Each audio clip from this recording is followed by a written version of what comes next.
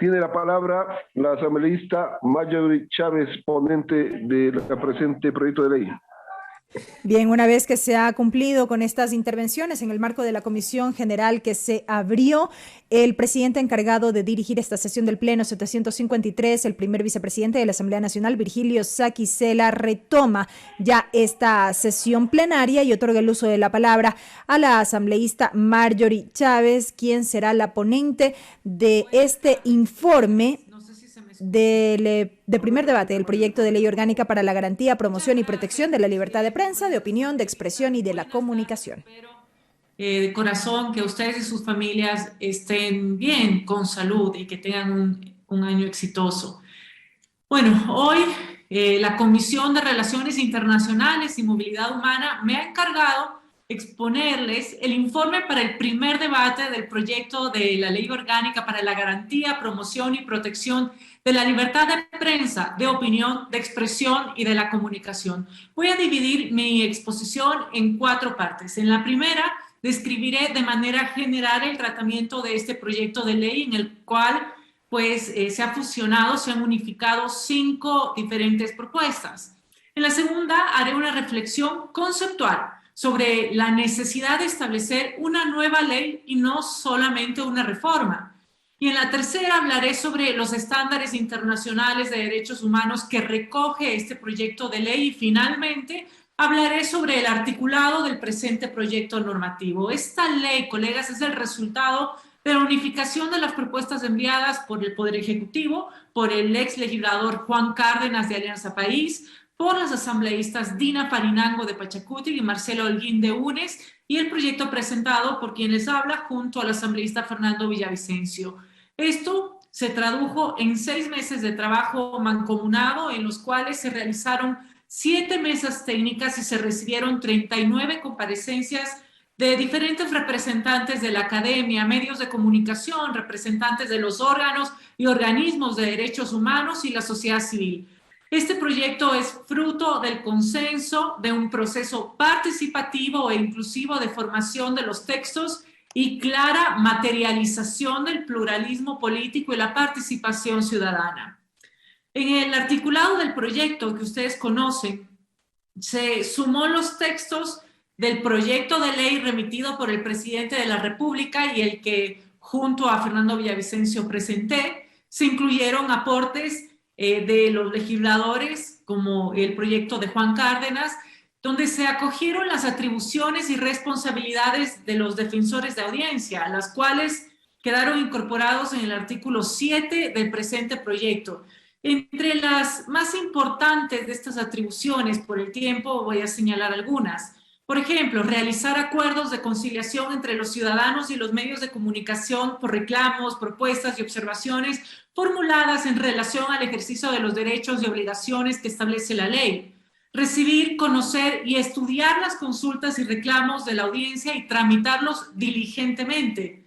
Llevar un registro de las consultas y reclamos presentados por la ciudadanía.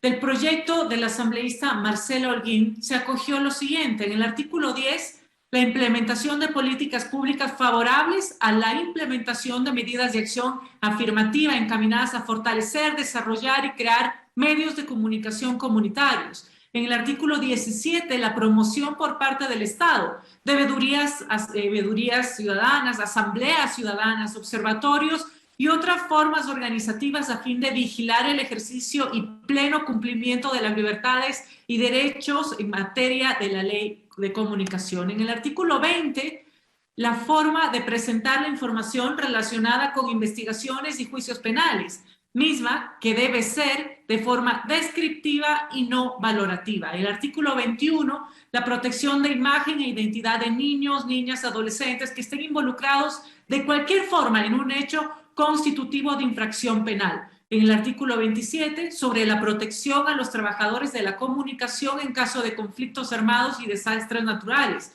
Y el artículo 30, sobre la descripción de las fuentes de financiamiento de los medios públicos. Y del proyecto del asambleísta Dina Farinango se incluyeron los códigos deontológicos como parte de la autorregulación periodística, los cuales se describen dentro de un de un macromodelo de corregulación en el artículo 6 del proyecto.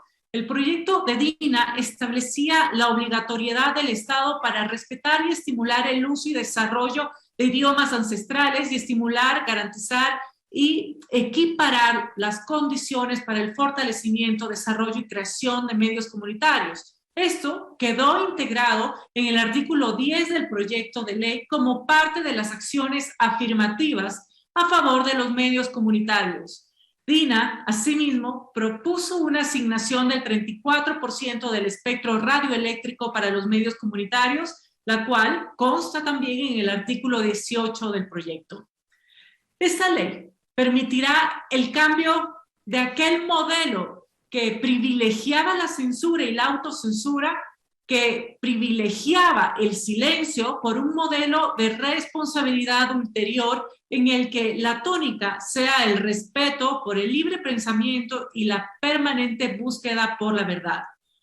A continuación, indicaré por qué es necesaria una nueva ley y no solo una reforma a la ley de comunicación vigente.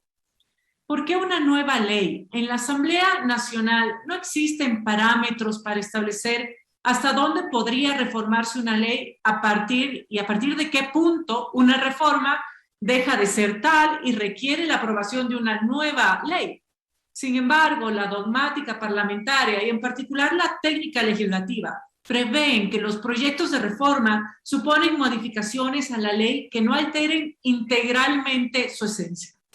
Pero cuando la modificación busca cambiar sustancialmente el contenido y alcance de la ley, cuando busca instituir un nuevo fundamento que motive el cuerpo normativo, es necesario construir una nueva ley. Y este es el caso del proyecto de ley que hoy presento. Lo que planteamos frontalmente es sustituir un modelo de censura directa e indirecta enarbolado a través de un diseño institucional que privilegiaba el control y la sanción de los contenidos comunicacionales y las opiniones de los trabajadores de la comunicación, por otro, de responsabilidad ulterior, que privilegie la libre circulación de información y la manifestación plural de opiniones. El modelo de responsabilidad ulterior que presentamos fija responsabilidades civiles y penales a quienes difundan un mensaje prohibido u ofensivo, pero contrario al modelo vigente, promueve la emisión y divulgación responsable del mensaje. No el silencio por miedo a las repercusiones de lo dicho, y menos aún la impunidad de quienes tenemos la obligación de ser más tolerantes respecto de lo que dicen de nosotros, los servidores públicos en ejercicio de poder. Esta es una ley para proteger a las audiencias y garantizar la labor responsable de periodistas y comunicadores, no para proteger a quienes tenemos el deber de someternos con humildad al escrutinio público. Pero este modelo, a su vez, garantiza el respeto por la reputación de todas las personas y sanciona también cualquier exceso de la libertad de expresión a través de órganos judiciales, como corresponde según los estándares internacionales de derechos humanos, y no a través de órganos administrativos cooptados por quienes resultaron ser enemigos de la libertad de expresión y la libertad de prensa. Este modelo es de corregulación. Por un lado, incluye un marco regulatorio general razonable y claro, que no es abusivo en nombre del control y la sanción, especialmente en el caso de los discursos particularmente protegidos por los estándares internacionales de derechos humanos. Y por otro lado, reconoce y articula las herramientas de autorregulación en el ejercicio periodístico. Es un modelo que se sostiene en el principio. No puede existir libertad sin responsabilidad, pero no puede justificarse la esclavitud por la irresponsabilidad de pocos que abusan de la libre expresión. Este nuevo modelo está anclado a lo que establece los estándares internacionales de derechos humanos en libertad de expresión. Este proyecto de ley tomó en consideración lo dicho ya en la jurisprudencia de la Corte Interamericana de Derechos Humanos, que es además vinculante para Ecuador. Existe jurisprudencia interamericana relevante en este tema. Hemos tomado en consideración lo dicho en las sentencias de varios casos: La Última Tentación de Cristo versus Chile, Ibcher Brostein versus Perú, Herrera Ulloa versus Costa Rica, Ricardo Canese versus Paraguay, Kimmel versus Argentina, Peroso y otros versus Venezuela. Pero en honor al tiempo, pues no puedo referirme a cada uno de estos casos, pero sí quiero indicar, por ejemplo, que en el caso Herrera Ulloa versus Costa Rica, la Corte señaló que en situaciones contra la reputación, el honor, la honra y el buen nombre, los supuestos de delitos como la calumnia y la injuria sobre cuestiones de interés público, sobre funcionarios públicos o sobre candidatos a ejercer cargos públicos o políticos, debe prevalecer el uso de leyes civiles y no penales. El proyecto de ley recoge estándares de derechos humanos como el señalado y hace énfasis en la protección especial de 3 tipos de discurso: los que se refieren a la investigación e información sobre acciones de quienes ostentan el poder político y sobre asuntos de interés público; discursos sobre las acciones u omisiones de funcionarios públicos en ejercicio de sus funciones y sobre candidatos a ocupar cargos públicos; los discursos que configuran un elemento de la identidad o la dignidad personal de quien se expresa. Así, además de proteger la libertad de expresión y la libertad de prensa, combatimos frontalmente la corrupción y promovemos la transparencia. Pero el proyecto de ley prevé asimismo las garantías en contra de quienes divulguen discursos prohibidos, como aquellos que estigmatizan y deshumanizan a las minorías, los migrantes, los refugiados o a las mujeres, los que son expresión de odio nacional, racial o religioso, o los que discriminan y hacen apología del odio. Esta ley, colegas, no contempla la posibilidad de que la honra de los ciudadanos se vea afectada. Los protege sobre todo de discursos que atentan contra la integridad de niños, niñas y adolescentes. Y lo más importante, garantiza la tranquilidad de quienes investigan las acciones u omisiones de quienes están en el poder público, protegiéndolos de la censura o la persecución a través de tipos penales. A continuación, y en honor al tiempo, procederé a describir el articulado de este proyecto. Se compone de, en el artículo 1 al 5, se encuentra el objeto, ámbito, titularidad, definiciones y principios. Del 6 al 8 se describe la promoción de la libre expresión, libre prensa, libre opinión y la comunicación. Del 9 al 11 se detalla la protección, entre lo que se destaca los mecanismos de protección a periodistas, como por ejemplo la obligación del Estado de garantizar y proteger la seguridad de los periodistas y trabajadores de la comunicación acorde con la Constitución de la República y los diferentes instrumentos internacionales. La prohibición de realizar cualquier tipo de censura en Internet, garantizar, proteger, promover la independencia editorial, la autonomía financiera y la transparencia y participación ciudadana en los medios de comunicación públicos. La prohibición al Estado de adquirir o poseer acciones, participaciones o derechos de propiedad sobre medios de comunicación privados y comunitarios. Del artículo 12 al 22 se mencionan las garantías para el ejercicio de la libre expresión, opinión y de comunicación, y entre las más importantes menciono el derecho a la réplica y respuesta, a realizarse en el mismo medio, espacio, en el mismo tiempo y de manera gratuita.